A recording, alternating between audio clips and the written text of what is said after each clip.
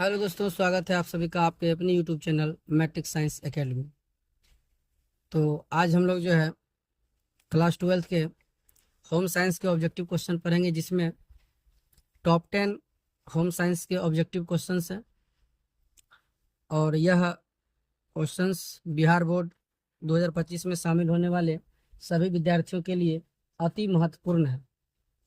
पीछे history, polity का दो दो क्लास पूरा हो चुका है। आज हम लोग जो है होम साइंस पढ़ेंगे। तो आइए इसमें हम लोग देखते हैं कि कितने प्रश्न हैं। इसमें 10 प्रश्न है, 10 प्रश्न का उत्तर देखना है।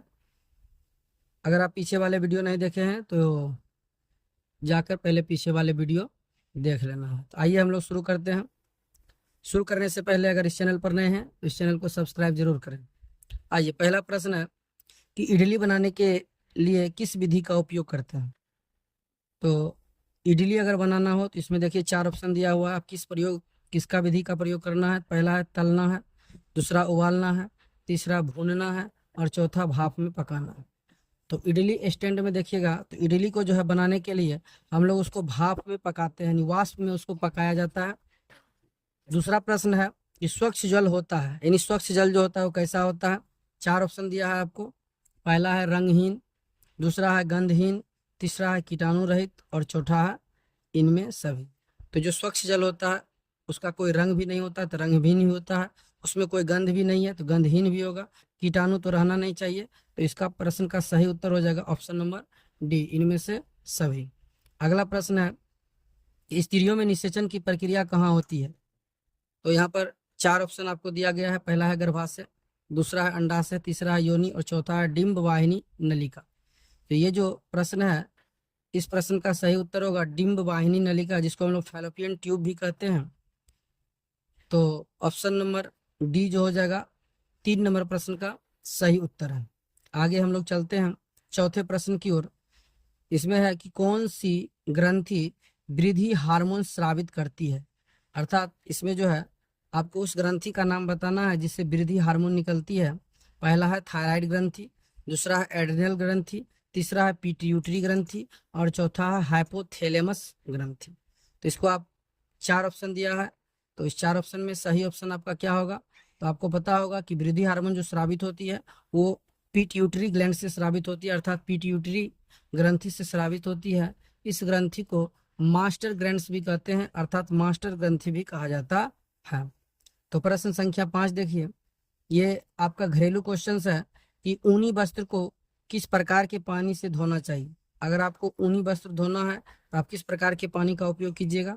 4 ऑप्शन आपको दिया है। पहला है ठंडा पानी, दूसरा है गर्म पानी, तीसरा है गुनगुने पानी, चौथा है इनमें से सभी। तो इस प्रश्न का सही उत्तर क्या होगा। तो आपको पता होगा कि ऊनी वस्त्र को हम लोग ठंडा पानी में धोते हैं। तो इस प्रश्न का सही उत्तर हो जाएगा ऑप्शन नंबर ए। छठा क्वेश्चन है कि बच्चे अपनी माँ को पहचानना कब प्रारंभ कर देता है। तो ये भी घरेलू प्रश्न है। आपको पता होगा कि बच्चे जो है अपनी माँ को पहचानना कब प्रारंभ कर देता है। तो पहला ऑप्शन आपका है 3 माह में, दूसरा है 6 माह में, तीसरा है 8 माह में और चौथा है 10 माह में। तो आपको पता होगा कि बच्चे अपनी माँ को पहचानना जो है वह 3 माह में बच्चे अपनी माँ को पहचानना प्रारंभ कर देते हैं। तो इस प्रश्न का सही उत्तर हो जाएगा ऑप्शन नंबर ए। आगे आइए 7 नंबर प्रश्न है कि बैंक बचत खाते पर ब्याज कैसे देता है। यानी कि अगर आपका खाता में पैसा अगर रखा हुआ है तो इस पर जो बैंक ब्याज देती है, इंटरेस्ट देती है, वो कैसे इंटरेस्ट देती है।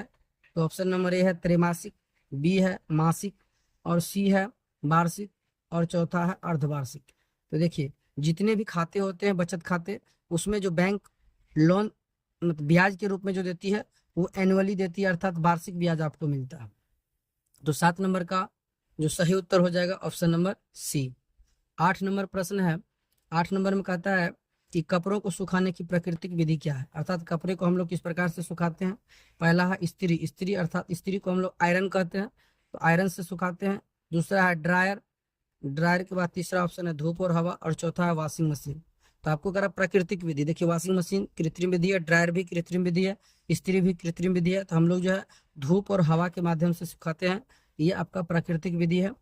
तो इस प्रश्न का सही उत्तर हो जाएगा ऑप्शन नंबर सी। उसके बाद अगला प्रश्न है कि 9 नंबर है कि निम्न में से कौन मानव की मूलभूत आवश्यकता नहीं है। तो मानव की मूलभूत आवश्यकता की अगर हम लोग बात करें तो मानव की जो मूलभूत आवश्यकता नहीं है, ये मानव की मूलभूत आवश्यकता में 4 ऑप्शन दिया हुआ है। पहला है मकान, दूसरा है भोजन, तीसरा है वस्त्र, चौथा है मनोरंजन।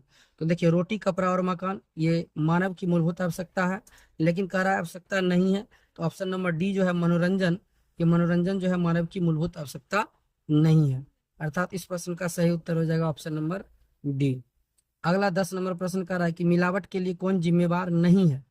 अर्थात किसी भी वस्तु में या कोई भी सामग्री में जो मिलावट किया हुआ रहता है, इसके लिए जिम्मेवार कौन नहीं है।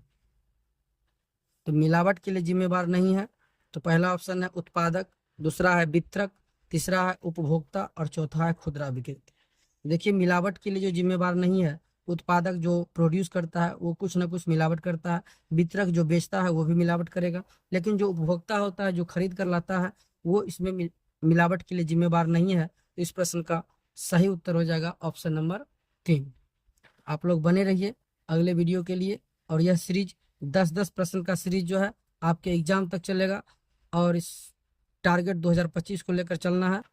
तो बने रहिए अगले वीडियो के लिए। अगर आपको वीडियो अच्छा लगे तो अपने मित्रों के पास शेयर जरूर करें। Thank you.